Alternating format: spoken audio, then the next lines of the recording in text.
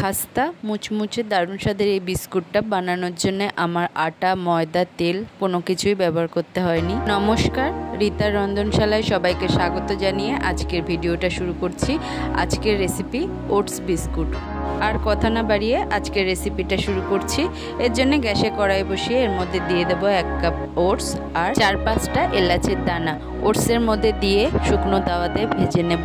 এরপর ভাজা ওটসটা ঠান্ডা করে মিক্সার কাপে নিয়ে এর মধ্যে 2 টেবিল চামচ চিনি দিয়ে গ্রাইন্ড করে নেব। গ্রাইন্ড করা ওটসটা ছাঁকনির মধ্যে ঢেলে নেব আর এর মধ্যে দিয়ে দেব 1 কাপ বেসন। ভালো করে ছেঁকে নেব।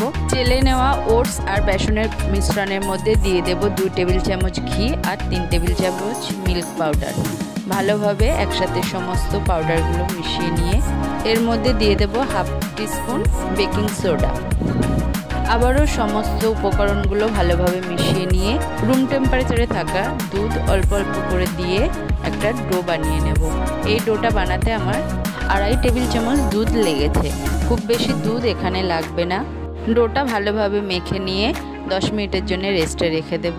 এদিকে যে প্লেটের মধ্যে বিস্কুটটা বেক করব সেই প্লেটের মধ্যে একটা বাটার পেপার নিয়ে এর মধ্যে কিছুটা ঘি দিয়ে বাটার পেপারটার মধ্যে ভালোভাবে ঘিটা লাগিয়ে নেব। 10 মিনিট পরে ডোটা আবারও একটু ভালোভাবে মেখে নিয়ে হাতের সাহায্যে একটা রোল করে নেব। এরপর ছুরি দিয়ে পিস পিস করে কেটে নেব। আর একটা কথা, যে সকল বন্ধুরা আমার চ্যানেলে নতুন ভিডিওর আপডেট পেতে আমার চ্যানেলটা সাবস্ক্রাইব করে পাশে থাকা বেল আইকনটা প্রেস করে দেবেন। পিস করে নেওয়া রোলের থেকে একটা করে পোর্শন নিয়ে হাতের সাহায্যে গোল করে নিয়ে হাতের তালু দিয়ে চেপে শেপ দিয়ে নেব বিস্কুটের। সমস্ত বিস্কুটগুলো একই রকমভাবে রেডি করে নিয়ে একটা স্টিক দিয়ে বিট করে দেব।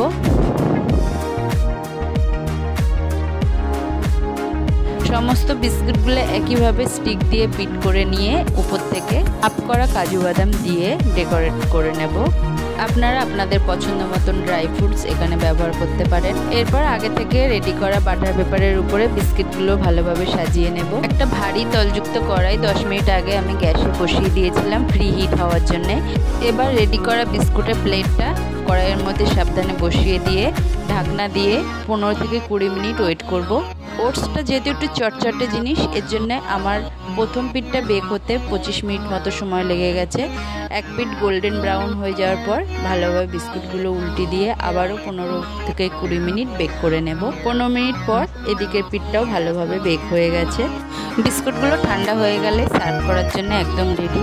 তো আজকের এই ভিডিও, এই রেসিপি যদি আপনাদের পছন্দ হয় তাহলে অবশ্যই লাইক কমেন্ট শেয়ার করতে ভুলবেন না।